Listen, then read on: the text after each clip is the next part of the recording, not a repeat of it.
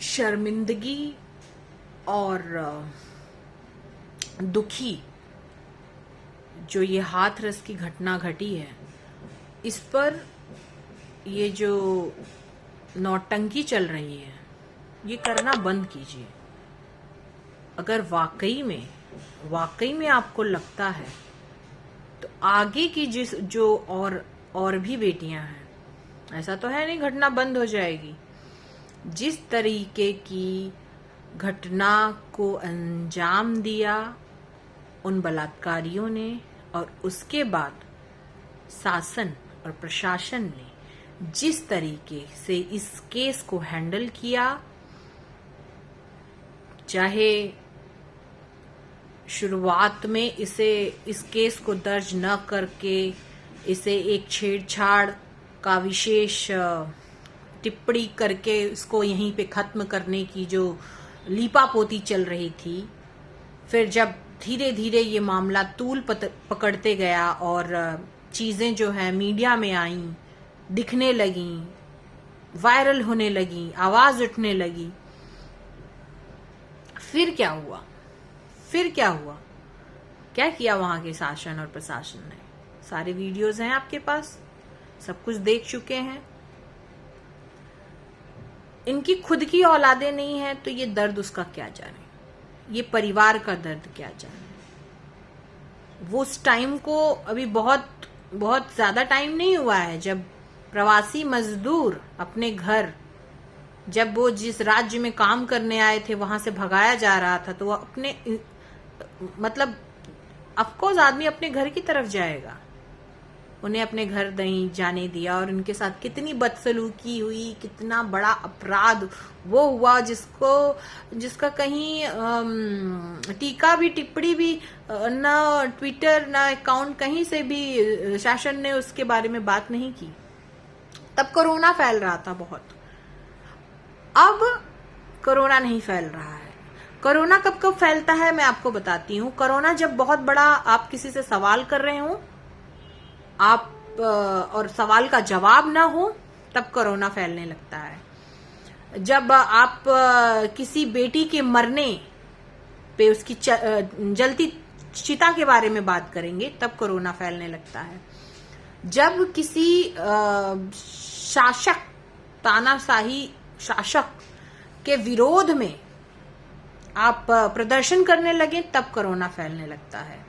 तब आप पे लाठी चार्ज हो जाएगा, कोरोना भगाने के लिए पूरी सिस्टम तैयार हो जाएगी। लेकिन जब वही पुलिस वाले एक दूसरे से सट के खड़े रहेंगे और हंसी ठिठोले चल रहे होंगे, तब कोरोना नहीं फैलेगा। कोरोना ने किस तरीके से फैलने का विचार विमर्श इन लोगों से किया है, ये इन लोगों को पता है। जब आम जनता किसी मांग को लेकर कहीं पर डिस्टेंस, दूरी बनाकर अपनी मांग को अच्छे तरीके से दूसरे के सामने रखती है, तब कोरोना फैलने लगता है। चाहे वो भले नियम का पालन करते हुए सारी चीजें कर रहे हैं। एक आम इंसान के लिए कोरोना ज्यादा है, नेता वगैरह के लिए कोरोना नहीं है। वो कहीं पे भी अच्छे से आ सकते हैं, जा सकते हैं। ऐसे हजारों केसेस हैं जो साफ दिखता है कि कोरोना के नाम पे कितनी बड़ी बेशर्मी दिखा रहा है। लेकिन देखकर भी चुप होना पड़ता है, क्योंकि आप ऐसे दरिंदों की संख्या इतनी ज्यादा है कि आप लड़ नहीं सकते इनसे। तो लड़ नहीं सकते तो फिर आपको दूसरा ऑप्शन है, चुप रहिए। तो वही काम जो है हाथरस की घटना में जो घटित हुई है, पीड़िता के परिवार के साथ भी हो रहा है। क्योंकि अब उनकी बेटी इस दुनिया में नहीं है, वो न्याय चाहते हैं, उसके लिए आवाज उठा रहे हैं। जो उनकी आवाज को आगे बढ़ाने का काम कर रहे हैं, उनसे उनकी दूरी शासन प्रशासन मिलकर लगाया हुआ है कि वहां पे सत्य कहीं उजागर ना हो जाए और जो 10 तरीके की चीजें चल रही हैं वो खुलकर सामने ना आ जाए। इसलिए एक तरीके से कर्फ्यू टाइप का लगा के उस एरिया को रखा गया है जहां पीड़िता का परिवार है। ये शासन प्रशासन उस टाइम पे नहीं आया था जब इस चीज की ज्यादा जरूरत थी उस बच्ची को, उस मनीषा को। उसके परिवार को। मगर कहीं अब जो है सरकार की जो भी कुछ हुआ, चाहे वो अंतिम विधि हो, बच्ची की अंतिम विधि से लेकर हर एक चीज का बहुत अच्छे तरीके से शासन प्रशासन ने भी रेप किया है, उनके इमोशन का रेप किया है। परिवार की जो अंतिम इच्छा थी, जो अपनी बेटी को देखने का जो उनका दर्द था, उसे उस आखिरी जो कहते हैं हक था, क्रिमिनल्स को भी लोग दिखाते हैं मरने के बाद की परिवार के हवाले कर देते हैं, दिखाते हैं, चेहरा दिखाते हैं। उसने कितना बड़ा क्राइम कर दिया था। शायद उसका क्राइम यही था कि वो एक बेटी थी और उसने भारत, महान भारत में जन्म लिया। और ये कोई एक मनीषा या एक निर्भया की कहानी नहीं है, बहुतों हर स्टेट में भरी हुई कहानी है। अभी ये जो मैं बात कर रही हूं, इस वक्त आप ये जो वीडियो देख रहे हैं, इस वक्त भी कोई घटना घटित हो रही होगी। तो इसको कैसे रोका जा सकता है?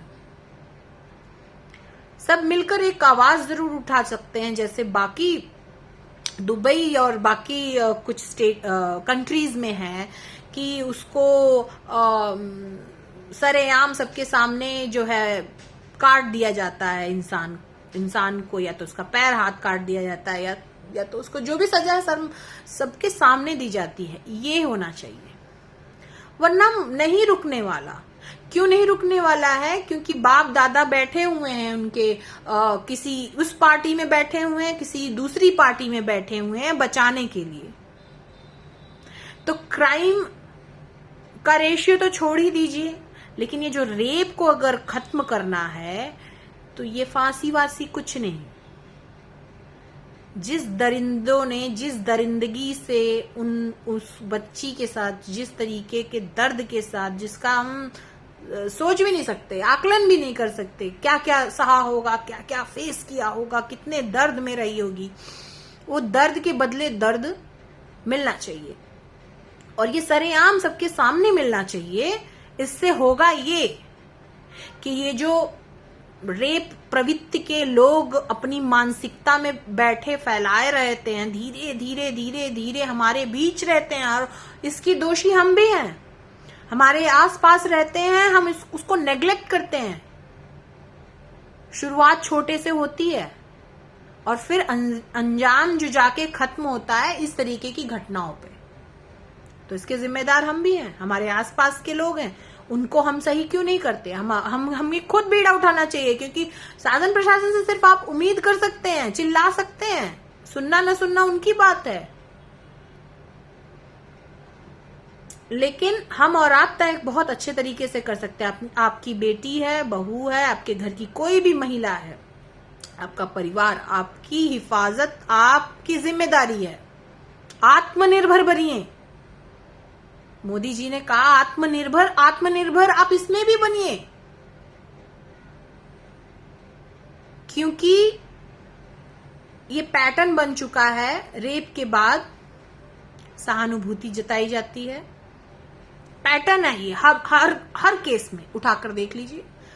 उस राज्य में, जिस भी राज्य में घटना होगी, थोड़ी सहानुभूति जताई जाएगी, दोषियों को फांसी होगी। फांसी देने से वो लड़की वापस आ जाएगी। निर्भया केस, आखिर वो माँ जो है, निर्भया की माँ जो है, वो केस लड़ते लड़ते लड़ते लड़ते न्याय कब मिला? 2013 की घटना, न्याय कब मिला? इतना लंबा समय, 8 साल, जितना लंबा समय,